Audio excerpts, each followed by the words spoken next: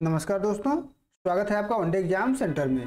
दोस्तों, आज की वीडियो में हम लोग भाषा विज्ञान का अर्थ एवं परिभाषा पर चर्चा करेंगे और जानेंगे कि भाषा विज्ञान किसे कहते हैं और भाषा विज्ञान को विभिन्न विद्वानों ने किस प्रकार से परिभाषित किया है, उनकी परिभाषाओं पर भी हम लोग चर्चा यहाँ पर करेंगे। तो चलिए वीडियो को शुरू करते हैं। भाषा का वैज्ञानिक अध्ययन करने वाले विषय को भाषा विज्ञान कहा जाता है। यानी ऐसा विषय जिसमें भाषा का वैज्ञानिक रूप से अध्ययन होता है उसी को भाषा विज्ञान के नाम से जाना जाता है। यानी भाषा विज्ञान भाषा के अध्ययन का विज्ञान है। यानी जिस विज्ञान में हम भाषा का अध्ययन करेंगे उसी को भाषा विज्ञान के नाम से जाना जाता है। भाषा विज्ञान में भाषा की उत्पत्ति का अध्ययन किया जाता है, भाषा के विकास का, उसके स्वरूप का, उसके गठन का, उसके प्रकारों का, यानी भाषा से संबंधित सभी चीजों का अध्ययन भाषा विज्ञान में किया जाता है। सामान्य रूप से हम कह सकते हैं कि भाषा की उत्पत्ति, उसकी बनावट, उसके प्रकार, उसके सिद्धांतों से संबंधित जो विज्ञान होता है उसी को भाषा विज्ञान के नाम से जाना जाता है। आगे बढ़ते हैं और देख लेते हैं कि विद्वानों ने इसको किस रूप से परिभाषित किया है। पहला परिभाषा है डॉक्टर श्याम सुंदर दास की। डॉक्टर श्याम सुंदर दास की परिभाषा पर हम चर्चा करें उसके पहले आपके लिए एक जरूरी सूचना है कि अगर आप भाषा विज्ञान की पुस्तक लेना चाहते हैं तो डिस्क्रिप्शन में लिंक दिया गया है, आप ऑनलाइन उसको ऑर्डर कर सकते हैं। श्याम सुंदर दास ने भाषा विज्ञान को परिभाषित करते हुए लिखा है, भाषा विज्ञान भाषा की उत्पत्ति, उसकी बनावट, उसके विकास तथा उसके ह्रास की वैज्ञानिक व्याख्या करता है। यानी भाषा विज्ञान जो है उसमें भाषा की उत्पत्ति का अध्ययन किया जाता है, भाषा की बनावट किस प्रकार से होती है उसकी बनावट का अध्ययन किया जाता है, भाषा का विकास किस प्रकार से होता है उसके विकास का अध्ययन करता है और उसका ह्रास किस प्रकार से होता है। इन सभी के वैज्ञानिक अध्ययन करने को ही भाषा विज्ञान कहा जाता है, ऐसा डॉक्टर श्याम सुंदर दास का मानना है। अगली परिभाषा है डॉक्टर भोलानाथ तिवारी की। डॉक्टर भोलानाथ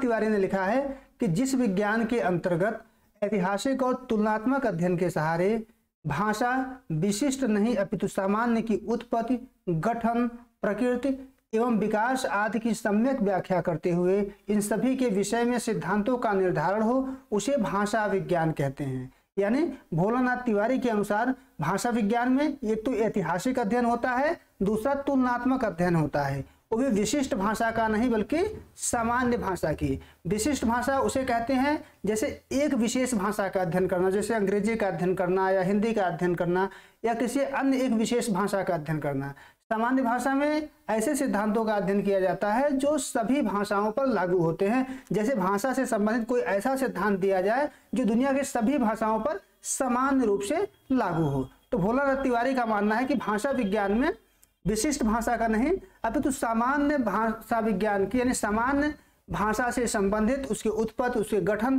प्रकृति और विकास आदि का अध्ययन किया जाता है, उसी को भाषा विज्ञान के नाम से जाना जाता है। आगे बढ़ते हैं। अगली परिभाषा है professor N P. Gune. Professor N P. Gune ने भाषा विज्ञान को परिभाषित करते हुए लिखा है कि भाषा के विज्ञान को कंपैरेटिव फिलोलॉजी अथवा फिलोलॉजी कहते हैं।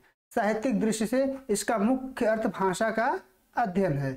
यानी प्रोफेसर एन.पी. गुने का मानना है कि भाषा के अध्ययन से संबंधित विज्ञान को ही भाषा विज्ञान कहा जाता है। ऐसा विज्ञान जिसमें भाषा का अध्ययन होता है उसी को भाषा विज्ञान के नाम से जाना जाता है। अगली परिभाषा है डॉक्टर बाबूराम सक्सेना की। डॉक्टर बाबूराम सक्सेना ने भाषा विज्ञान को परिभाषित करते हुए लिखा है, भाषा विज्ञान का अभिप्राय भाषा का विश्लेषण करके उसका दिग्दर्शन कराना है। यानी जब हम भाषा का विश्लेषण करते हैं और विश्लेषण करने के पश्चात उसका दिग्दर्शन कराते हैं तो उसी को भाषा विज्ञान के नाम से जाना जाता है। यानी भाषा विज्ञान में एक तो भाषा का विश्लेषण होता है और विश्लेषण के माध्यम से भाषा का दिग्दर्शन कराया जाता है। अगली परिभाषा है डॉक्टर अंबा प्रसाद सुमन का। डॉक्टर अंबा प्रसाद सुमन ने भाषा विज्ञान की परिभाषा देते हुए लिखा है कि भाषा विज्ञान वह विज्ञान है जिसमें भाषाओं का सामान्य रूप से या किसी एक भाषा का विशिष्ट रूप से प्रकृति, संरचना, इतिहास, तुलना, प्रयोग आदि की दृष्टि से सिद्धांत निश्चित करते हुए वैज्ञानिक अध्ययन प्रस्तुत किया जाता है। यानी अंबा प्रसाद सुमन का मानना है कि भाषा विज्ञान में विशिष्ट भाषा का भी अध्ययन किया जाता है और सामान्य भाषा का भी अध्ययन किया जाता है। या तो हम सामान्य रूप से भाषा से संबंधित सिद्धांत का अध्ययन इसमें कर सकते हैं या किसी एक विशिष्ट भाषा से संबंधित उसकी प्रकृति, उसकी संरचना, उसके इतिहास आदि का अध्ययन हम कर सकते हैं। यानी सामान्य भाषा का अध्ययन करेंगे वो भी भाषा विज्ञान के अंतर्गत आएगा, और हम किसी विशिष्ट भाषा का अध्ययन करते हैं तो वो भी भाषा विज्ञान के अंतर्गत आएगा। यानी सामान्य और विशिष्ट दोनों प्रकार की भाषाओं के अध्ययन को अंबा प्रसाद सुमन के अनुसार भाषा विज्ञान के नाम से जाना जाता है। आगे बढ़ते हैं, अगली परिभाषा देख लेते हैं। अगली परिभाषा है डॉक्टर कपिलदेव द्विवेदी की। डॉक्टर कपिलदेव द्विवेदी ने भाषा विज्ञान को परिभाषित करते हुए लिखा है, भाषा विज्ञान वह विज्ञान है जिसमें भाषा का सर्वांगीण विवेचनात्मक अध्ययन प्रस्तुत किया जाता है। यानी जब हम भाषा के सभी अंगों का विवेचनात्मक अध्ययन जिस विज्ञान में प्रस्तुत किया जाता है उसी को भाषा विज्ञान के नाम से जाना जाता है, ऐसा डॉक्टर कपिलदेव द्विवेदी का मानना है। आगे बढ़ते हैं, अगली परिभाषा है डॉक्टर देवेंद्रनाथ शर्मा। डॉक्टर देवेंद्रनाथ शर्मा ने भाषा विज्ञान को परिभाषित करते हुए लिखा है, भाषा विज्ञान का सीधा अर्थ है भाषा का विज्ञान और विज्ञान का अर्थ है विशिष्ट ज्ञान। इस प्रकार भाषा का विशिष्ट ज्ञान भाषा विज्ञान कहलाएगा। यानी जिस विज्ञान के माध्यम से हम भाषा का विशिष्ट ज्ञान प्राप्त करते हैं उसी को भाषा विज्ञान के नाम से जाना जाता है। अगली परिभाषा देखते हैं। अगली परिभाषा है डॉक्टर मंगलदेव शास्त्री की।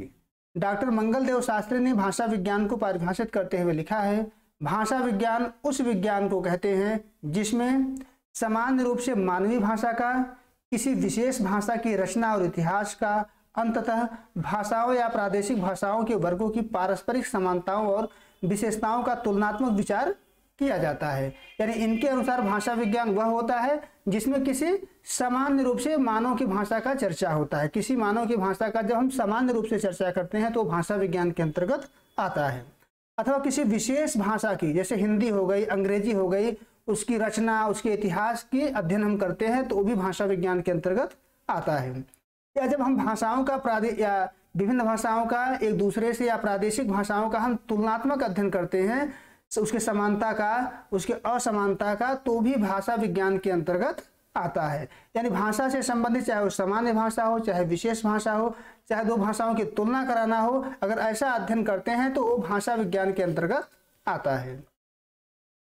आगे बढ़ते हैं, अगली परिभाषा है डॉक्टर कर्ण सिंह।